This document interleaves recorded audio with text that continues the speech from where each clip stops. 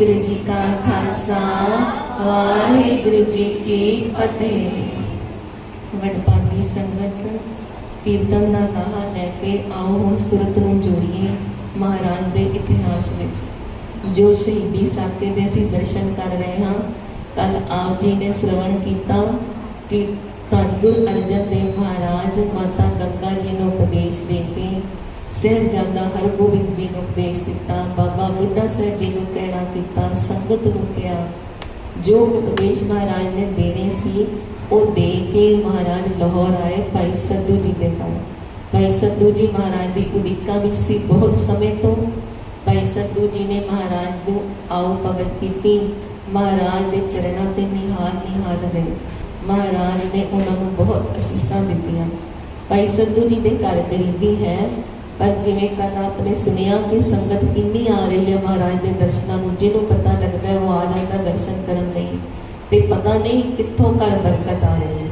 क्यों महाराज आप जब विराजमान ने ते बरकतां ते होणगियां ही ना। इन्नियां बरकतां ने भी घर हुण लंगर प्रसाद मुकदा ही नहीं पिया। जो आ रहा है सब खा के दर्शन मेले करके एवें लग रहे जिवें भाई सद्दू जी के घर जोड़ मेला ही लग्या होया संगतां दा। हुण जो महाराज ने अपने भरा बाबा अरथमल जी नूं बुलाया सी वो आए ने। बाबा अरथमल जी भी संगतां नाल दर्शन दीदार करदे। फिर महाराज बाबा अरथमल जी नूं अलग तो ओले होके गल करदे ने, जिन्हां नाल साडा प्रेम हुंदा है। महाराज दे बचपन के साथी ने, भरा ने। महाराज दा बहुत प्रेम है बाबा अरथमल जी नाल, ते उन्हां नूं ओले होके अपनी शहादत बारे दसना करदे। कहते अरथमल जी साडे शरीर त्यागण का समा आ गया। यह गल सुनते ही अरथमल जी एकदम हक्के बक्के कि ऐ की कह रहे हो महाराज, ऐ क्यों कह रहे हो। पहले गुरु रामदास महाराज जल्दी विछोड़ा दे के गए, हाले तो 42 साल की उम्र है आप जी की दुनियावी। आप जी के जन्म मरण तो परे हो, तुसीं ते परोपकार करन लई आए हो, फिर एवें दे वचन क्यों बोलते महाराज। संगतां विछोड़ा नहीं सहन सकणगियां, संगतां विहल हो जाएंगे महाराज, मैं भी विछोड़ा सहन कर सकांगा। बाबा अरथमल जी ने सद्या भी तां है कि उन्होंने प्रेम बहुत ज़्यादा महाराज नाल। ते जदों उन्होंने कहा मैं नहीं सहन कर सकांगा, ये जिहड़े दोखी ने जिन्हां ने आप नूं सद्या है, इन्हां दी कोई होर सज़ा मुनक्कर कर लो। महाराज कहते नहीं, जिन्नी आयु है वो पूरी होने है, असी शरीर त्यागना है, इसी तरह ही होना है। पर जो शरीर त्यागना है, ऐसा जरा सारा भांडा जरा फुटना है ना, जो नाम लगना है वो तुरकां ते चंदू ते उहदे साथियां ते लगना है, ते फिर इन्हां दी सज़ा जिहड़ी है वो धुरों ही तय हो जानी है। ते बाबा अरथमल जी कहते हैं जी महाराज गुरु नानक दे घर नाल वैर रखते हैं, 2 साल हो गए इन्हां दा वैर रखते हैं, इन्हां नूं कितना वैर कमाया है। ये समझ रहे ने कि यह शहद खा रहे ने खुश होके, पर असल में बिखिया जहर खा रहे हैं। और जहर वो वाली खा रहे हैं जरा सारा शरीर का जो लहू है ना उन्होंने सुका देगी। जो शरीर का लहू सुकेगा तो तड़प तड़प के मरनगे। कहने तो भाव है कि ऐसे पाप कर्म कर रहे हैं और बड़ी खुशी नाल कर रहे हैं कि यह पाप कर्म जो फलीभूत होणगे, जो नतीजे निकलणगे तो ऐसे भयानक निकलणगे कि शरीर के अंदर खून सुकण का की मतलब है कई जूना तक कष्ट भोगणगे। बाबा अरथमल जी इस तरह जो कहते महाराज मेरा शरीर किस काम आएगा, मैनू हुक्म करो कि कित्थे शरीर त्यागना है, किवें त्यागना है, मैं शरीर त्यागांगा। महाराज आप दे शरीर की बहुत लोड़ है, आप कृपा करो, आप विछोड़े ना दो। महाराज कहते नहीं अरथमल जी तुहाडे शरीर त्यागण नाल काम नहीं बनना। ये जो गुरियाई है ना, असी जिहड़े शरीर के कष्ट झल के शरीर नूं त्यागना है। तुहाडा शरीर ते महाराज ने फिर कहा अरथमल जी नूं भेद होर दस्सिया, कहते तुसीं ते बड़े सौखे ही शरीर त्याग दोगे। कहते नहीं महाराज तुसीं मैनूं हुक्म करो, मैं जिथे तुसीं त्यागना उत्थे मैं त्यागांगा।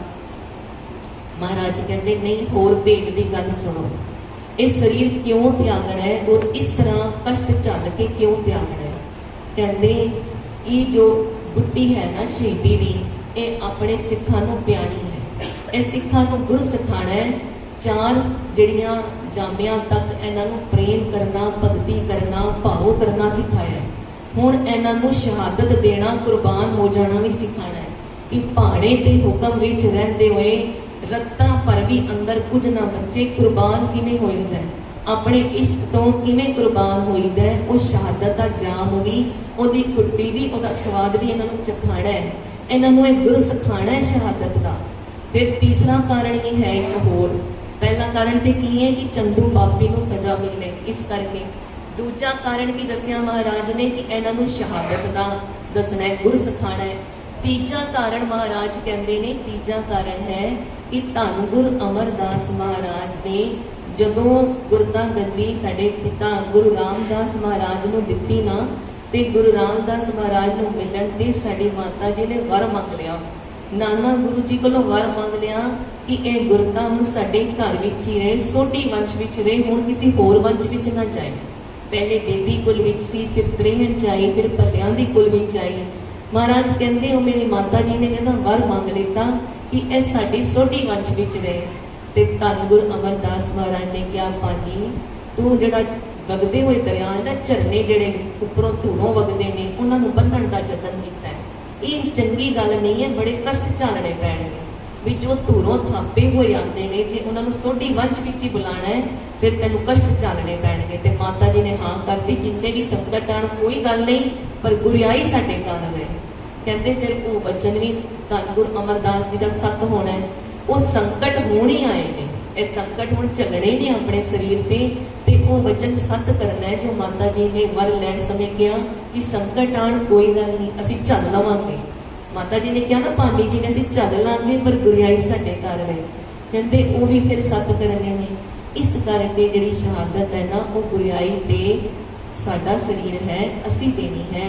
ते महाराज कहते तुसीं चिंता ना करो अकमल जी, तुसीं गोइंदवाल साहब जाना, भजन बंदगी विच लीन लैना, साडी शहादत बारे सब नूं प्रेम नाल संभाल करनी, बे कोई जिहड़ा है वो मन छोटा ना करे, गुरु हरगोबिंद दे अनुसारी होके रहना।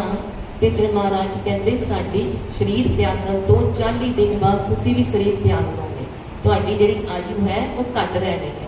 40 दिन बाद तुसीं चिंता ना करो, शरीर त्याग के साडे विच ही भेद होणगे, बहुत लंबे। महाराज कहते कोई भी छोड़े नहीं आणगे, दिल छोटा ना करो। जदों एवें सुनिया ना महाराज करो कि लंबे विछोड़े नहीं आणगे, ते महाराज दे चरणां नाल लिपट के बड़ा ही प्रेम किया।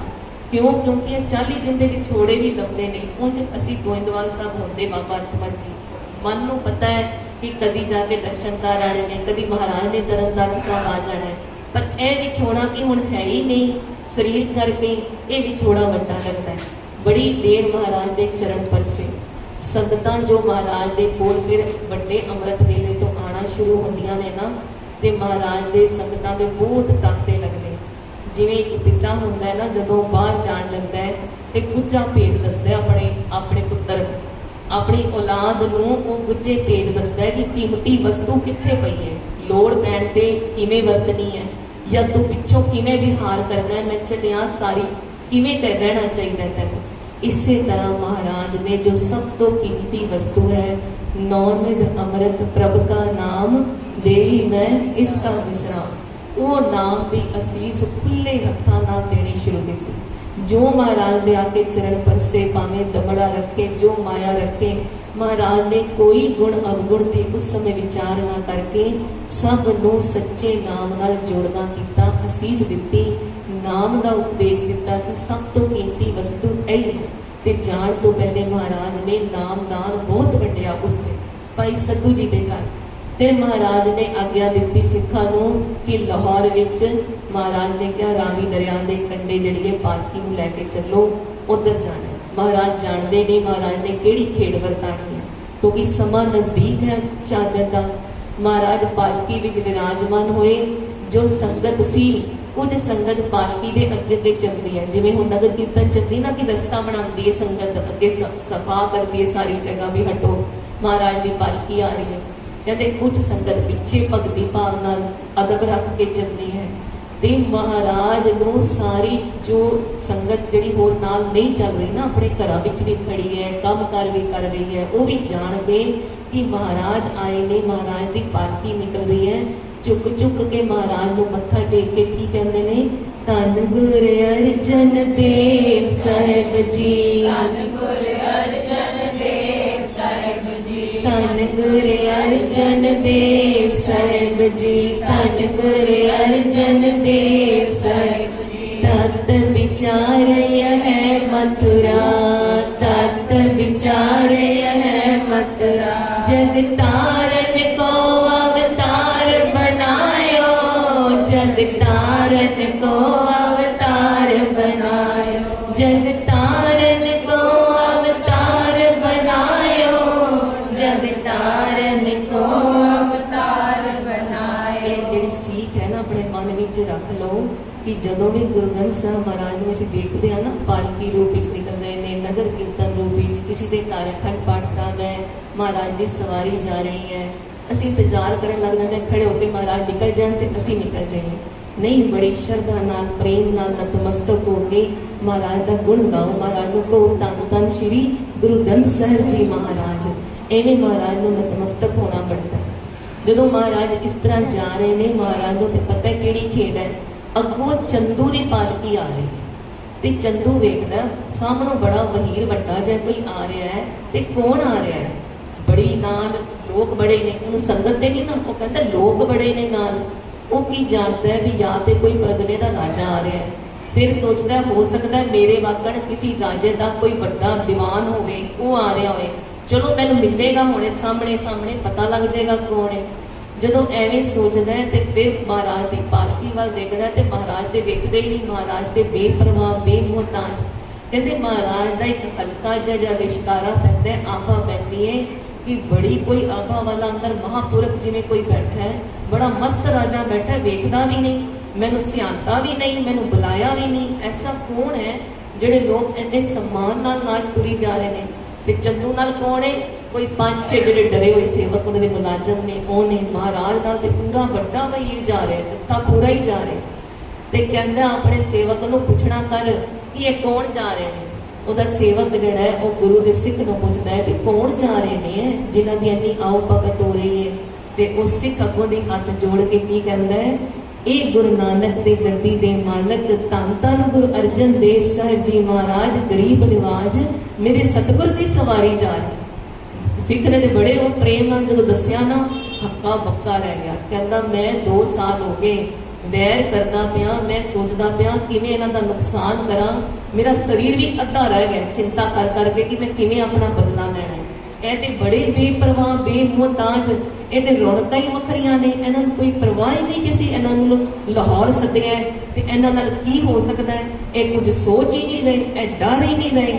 ਜਦੋਂ ਐਵੇਂ ਦੇਖਿਆ ਨਾ, ਫਟ ਦੇ ਕੇ ਦਰਬਾਰ ਵਿੱਚ ਜਾ ਕੇ ਫਿਰ ਜਿਹੜੇ ਨੇ ਉਹ ਬਾਦਸ਼ਾਹ ਦੇ ਜਿਹੜੇ ਜਹਾਂਗੀਰ ਦੇ ਕੰਨ ਭਰਨੇ ਸ਼ੁਰੂ ਕਰਦੇ ਵੀ ਲਾਹੌਰ ਵਿੱਚ ਆਪਣੀ ਸਵਾਰੀ ਐਵੇਂ ਸ਼ਾਨ ਨਾਲ ਕੱਢਦੇ ਪਏ ਨੇ ਜਿਵੇਂ ਪਤਾ ਨਹੀਂ ਕੌਣ ਹੁੰਦੇ ਨੇ।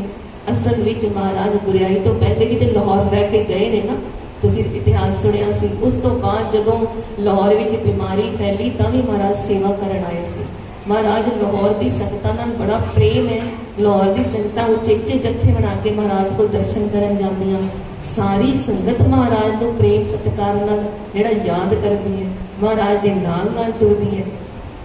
ਜਦੋਂ ਐਵੇਂ ਵੇਖਿਆ ਤੇ ਜਾ ਕੇ ਉਹਦੇ ਕੰਨ ਭਰੇ ਕਿ ਤੁਹਾਨੂੰ ਪਤਾ ਨਹੀਂ ਲਾਹੌਰ ਵਿੱਚ ਕੀ ਹੋ ਰਿਹਾ ਹੈ। ਬੜੀ ਸ਼ਾਨ ਨਾਲ ਘੁੰਮਦੇ ਪਏ ਨੇ, ਸਾਡਾ ਕੋਈ ਡਰ ਨਹੀਂ ਮੰਨਿਆ। ਅਸੀਂ ਜਿਹੜਾ ਵਾਰੰਟ ਕੱਟ ਭੇਜੇ ਸੀ, ਜਿਹੜੇ ਅਸੀਂ ਸੱਦਾ ਭੇਜਿਆ ਸੀ, ਉਹਦਾ ਕੋਈ ਅਦਬ ਨਹੀਂ ਰੱਖਿਆ। ਸਾਨੂੰ ਆ ਕੇ ਮਿਲਦੇ ਹੀ ਨਹੀਂ ਹੈਗੇ।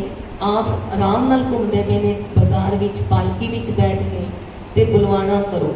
ਜਦੋਂ ਐਵੇਂ ਕਿਹਾ ਨਾ ਤੇ ਜਹਾਂਗੀਰ ਦੇ ਕੋਲ ਉਸ ਸਮੇਂ ਵਜ਼ੀਰ ਖਾਨ ਸੀ ਜਿਹੜਾ ਖੜਾ। ਉਹਨੇ ਵਜ਼ੀਰ ਖਾਨ ਨੂੰ ਕਿਹਾ ਜਾਓ ਜਿੱਥੇ ਠਹਿਰੇ ਨੇ ਉੱਥੇ ਜਾ ਕੇ ਸੱਦਾ ਦਿਓ। ਵਜ਼ੀਰ ਖਾਨ ਮਹਾਰਾਜ ਪਾਸ ਆਇਆ। ਜਿਹੜਾ ਵਜ਼ੀਰ ਖਾਨ ਹੈ ਨਾ, ਬਾਕੀ ਸਾਰੇ ਦੀਵਾਨ ਜਿਹੜੇ ਸਭਾ ਸਦ ਨੇ ਨਾ, ਉਹ ਚੰਦੂ ਨੇ ਖਰੀਦੇ ਹੋਏ ਨੇ। ਕੋਈ ਤੇ ਉਹਨੇ ਖਰੀਦ ਕੇ ਆਪਣੇ ਕੋਲ ਕਰ ਲੈਣੇ, ਕੋਈ ਡਰਾ ਕੇ ਕਿ ਜਦੋਂ ਵੀ ਮੈਂ ਧੰਨ ਗੁਰੂ ਅਰਜਨ ਦੇਵ ਮਹਾਰਾਜ ਦੀ ਬੁਰਾਈ ਕਰਾਂ, ਨਿੰਦਾ ਕਰਾਂ, ਇੱਕ ਸੁਰ ਹੋ ਕੇ ਮੇਰਾ ਸਾਥ ਦੇਣਾ ਹੈ ਕਿ ਹਾਂ ਉਹਨਾਂ ਨੂੰ ਸਜ਼ਾ ਮਿਲਣੀ ਚਾਹੀਦੀ ਹੈ। ਇੱਕ ਵਜ਼ੀਰ ਖਾਨ ਨੂੰ ਨਹੀਂ ਖਰੀਦ ਸਕਿਆ ਸੀ ਕਿਉਂਕਿ ਵਜ਼ੀਰ ਖਾਨ ਨੇ ਮਨੋਂ ਸਿੱਖੀ ਧਾਰਨ ਕੀਤੀ ਹੋਈ ਸੀ। ਅਸਲ ਵਿੱਚ ਵਜ਼ੀਰ ਖਾਨ ਨੂੰ ਪਹਿਲੇ ਜਲੋਦਰ ਦਾ ਰੋਗ ਸੀ। ਜਲੋਦਰ ਮਤਲਬ ਪੇਟ ਵਿੱਚ ਪਾਣੀ ਭਰ ਜਾਣਾ, ਤੇ ਉਹਦੇ ਕੋਲ ਉੱਠਿਆ ਬੈਠਿਆ ਵੀ ਨਹੀਂ ਜਾਂਦਾ ਸੀ। ਉਹ ਦਰਦ ਨਾਲ ਬਹੁਤ ਜ਼ਿਆਦਾ ਪੀੜਿਤ ਸੀ। ਜਦੋਂ ਫਰਸ਼ ਤੇ ਐਵੇਂ ਕੋ ਨਾ ਜ਼ਮੀਨ ਤੇ ਲੇਟਿਆ ਹੋਇਆ ਸੀ ਤੇ ਬਾਹਰੋਂ ਸਿੱਖ ਜਿਹੜਾ ਗੁਜ਼ਰਦਾ ਸੀ ਰੋਜ਼ ਉਹ ਸੁਖਮਨੀ ਸਾਹਿਬ ਦੀ ਬਾਣੀ ਪੜ੍ਹਦੇ ਹੋਏ ਗੁਜ਼ਰਦਾ ਸੀ। ਜਿਸ ਟਾਈਮ ਉਹ ਗੁਜ਼ਰਦਾ ਸੀ ਵਜ਼ੀਰ ਖਾਨ ਨੇ ਇਹ ਨੋਟ ਕੀਤਾ ਕਿ ਉਹਦੀ ਬਾਣੀ ਜਿਹੜੀ ਹੈ ਕਲਾਮ ਮੇਰੇ ਕੰਨ 'ਚ ਪੈਂਦੀ ਹੈ ਤੇ ਮੈਨੂੰ ਕੁਝ ਪਲਾਂ ਲਈ ਰਾਹਤ ਮਿਲ ਜਾਂਦੀ।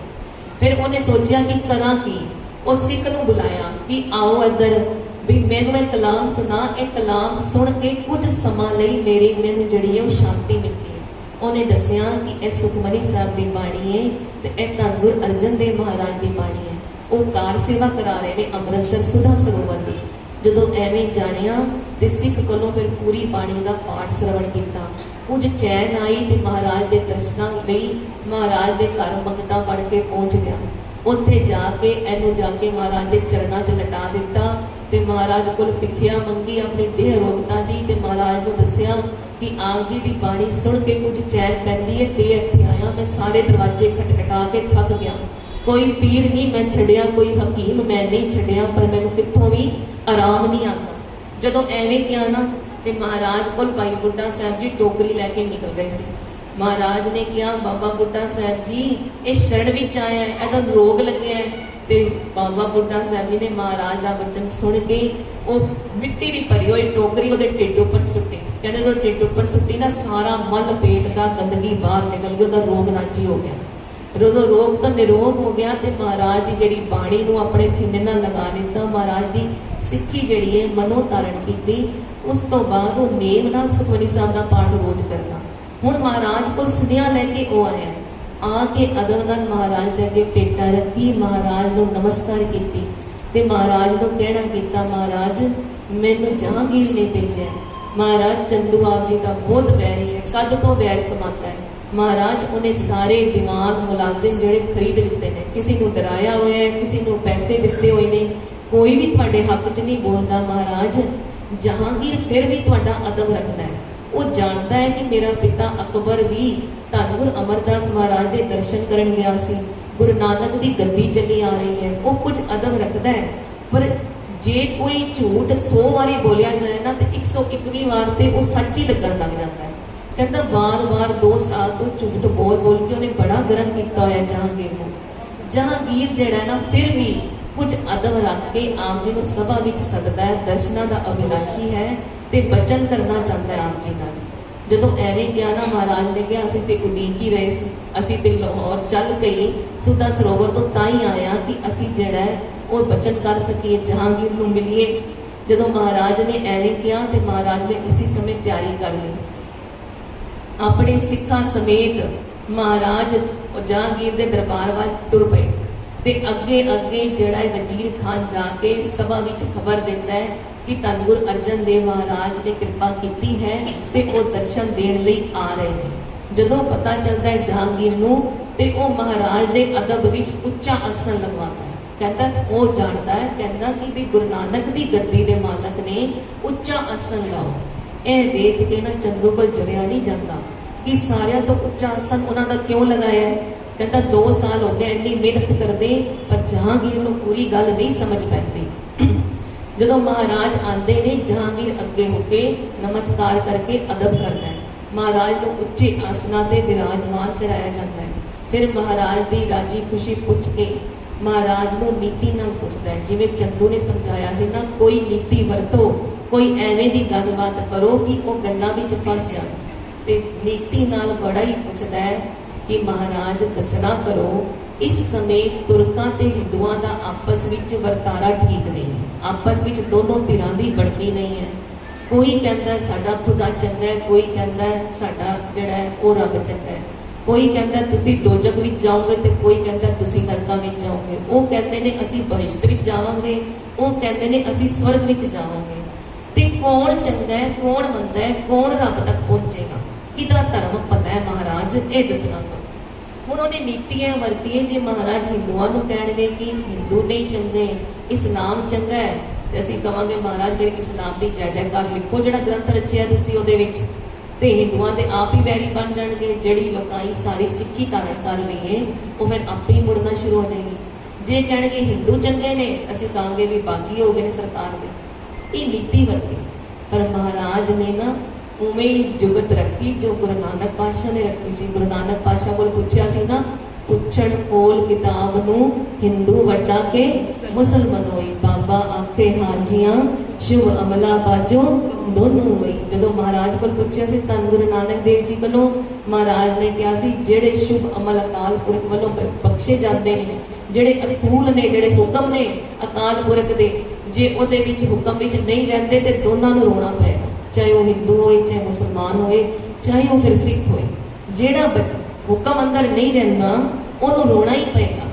ਇਹੋ 10ਵੇਂ ਪਾਤਸ਼ਾਹ ਨੂੰ ਪੁੱਛਿਆ ਸੀ ਬਹਾਦਰ ਸ਼ਾਹ ਨੇ ਕਿ ਸਾਡਾ ਖੂਬ ਹੈ ਕਿ ਤੁਹਾਡਾ ਚੰਗਾ ਹੈ ਕਿ ਸਾਡਾ, ਤੁਸੀਂ ਇੱਕ ਨਵਾਂ ਪੰਥ ਖੜਾ ਕਰਦਾ ਹੈ। ਤੇ ਧੰਨ ਗੁਰੂ ਗੋਬਿੰਦ ਸਿੰਘ ਜੀ ਮਹਾਰਾਜ ਨੇ ਕਿਹਾ ਸੀ ਤੁਮਕੋ ਤੁਮਾਰਾ ਖੂਬ ਹਮਕੋ ਹਮਾਰਾ ਖੂਬ। ਮਹਾਰਾਜ ਨੇ ਇਹ ਉੱਤਰ ਦਿੱਤਾ ਸੀ। ਤੇ ਇੱਥੇ ਜਿਹੜੇ ਧੰਨ ਗੁਰੂ ਅਰਜਨ ਦੇਵ ਮਹਾਰਾਜ ਨੇ ਉਹ ਆਪਣੀ ਉਚਾਰੀ ਹੋਈ ਬਾਣੀ ਨੂੰ ਜਹਾਂਗੀਰ ਨੂੰ ਸੁਗਾਣਾ ਕਰਦੇ ਨੇ। ਕਿਹੜਾ ਸ਼ਬਦ ਮਹਾਰਾਜ ਗਾਉਂਦੇ ਨੇ? ਰਾਮ ਕਲੀ ਦੀ ਵਾਰ ਵਿੱਚ ਮਹਾਰਾਜ ਨੇ ਸ਼ਬਦ ਮਹਲਾ 5ਵਾਂ ਉਚਾਰਿਆ ਸੀ। ਮਹਾਰਾਜ ਕਹਿੰਦੇ ਨੇ ਕਿ ਕੋਈ ਖੁਦਾ ਕਹਿੰਦਾ ਹੈ, ਕੋਈ ਕਹਿੰਦਾ ਹੈ ਰਾਮ, ਕੋਈ ਸੇਵੇ ਗੁਸਈਆਂ, ਕੋਈ ਅਲਾਈ।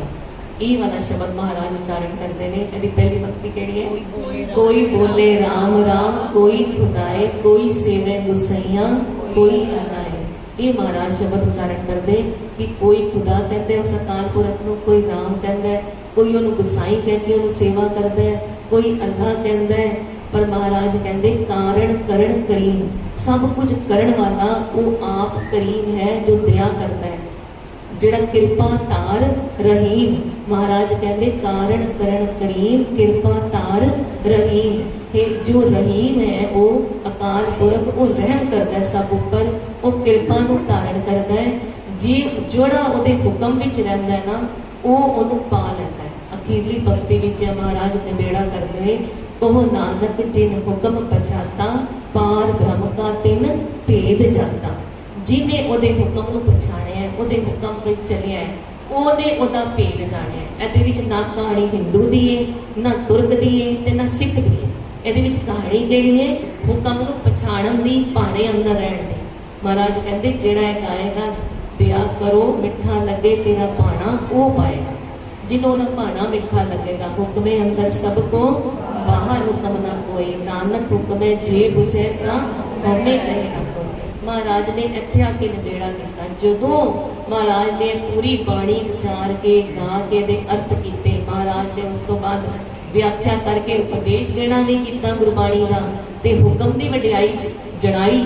ਤੇ ਜਹਾਂਗੀਰ ਨੇ ਜਾਣਿਆ ਕਿ ਮੈਂ ਨਹੀਂ ਜਿੱਤ ਸਕਦਾ। ਚੰਦੂ ਨੇ ਵੇਖਿਆ ਸਾਡਾ ਪਾਸਾ ਹਲਕਾ ਹੋ ਗਿਆ, ਕਹਿੰਦਾ ਮਹਾਰਾਜ ਸਮਾਂ ਨੂੰ ਸਮਾਪਤ ਕਰਨ ਦਾ ਸਮਾਂ ਹੋ ਗਿਆ, ਸ਼ਾਮ ਦਾ ਸਮਾਂ ਪੈ ਗਿਆ ਬਹੁਤ, ਤੇ ਤੁਸੀਂ ਜਾਣਾ ਵੀ ਹੈ, ਤੁਹਾਡੇ ਲਸ਼ਕਰ ਵੀ ਤਿਆਰ ਨੇ।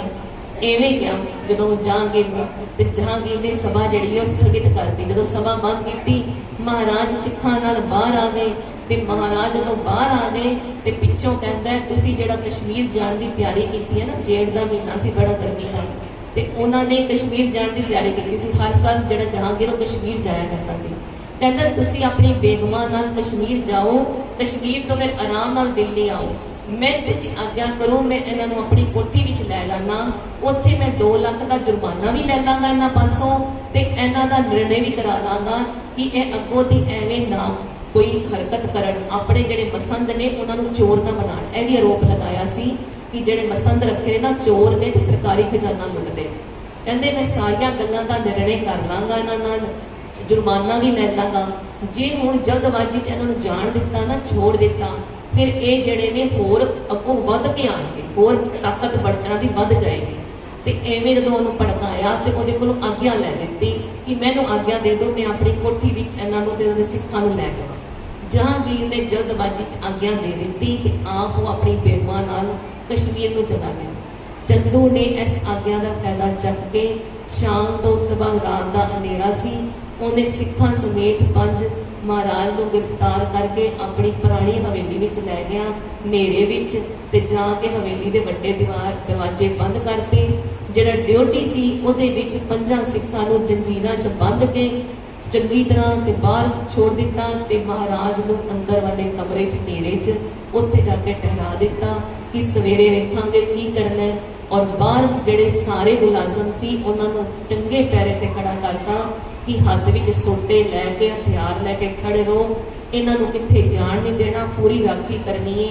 जे ए मेरे हथों निकल गए तो मैं किसी को नहीं बख्शा। बाहर जड़े ने अपने मुलाजम खड़े करते ने, अंदर जड़े ब्रह्म ज्ञानी महाराज के नाल 5 सिख आए ने ना सेवा विच, भाई विधि चंद जी, भाई जेठा जी, भाई लंगा जी, भाई पैड़ा जी, भाई पिराणा जी, उन्होंने जंजीरा पाइया हुई ने ते महाराज को हले अंदर नीरे कमरे में रखा हुआ, भुखा प्यासा, क्योंकि महाराज को खाण को कुछ नहीं दिता, पर अगर दिंदे भी तो महाराज छकते नहीं उन्होंने मन। छबील का भी जो एक गलत फहमी होती है कि चंदू की नौ छबील प्याई सी, ये कोई इतिहास नहीं है, इसका भी असीं कल जिहड़ा निर्णय करांगे, महाराज कृपा करन। समय की समाप्ति है। धन गुर अर्जन देव साहिब जी, धन गुर अर्जन देव साहिब जी, धन गुर अर्जन देव साहिब जी, धन गुर अर्जन देव साहिब जी। संगत नूं बेनती है जरूर हाजरी भरनी है। अगे 5 दिन महाराज को 4 दिन तसीहे दे के 5वें दिन महाराज की शहादत होती है। वो इतिहास अगले 2 दिन असीं श्रवण करांगे। परसों पूरे लड़ीवार दीवाना की समाप्ति है। कृपा करें जी। झूलते निशान रहे, सजते दीवान रहे। वाहिगुरू जी का खालसा।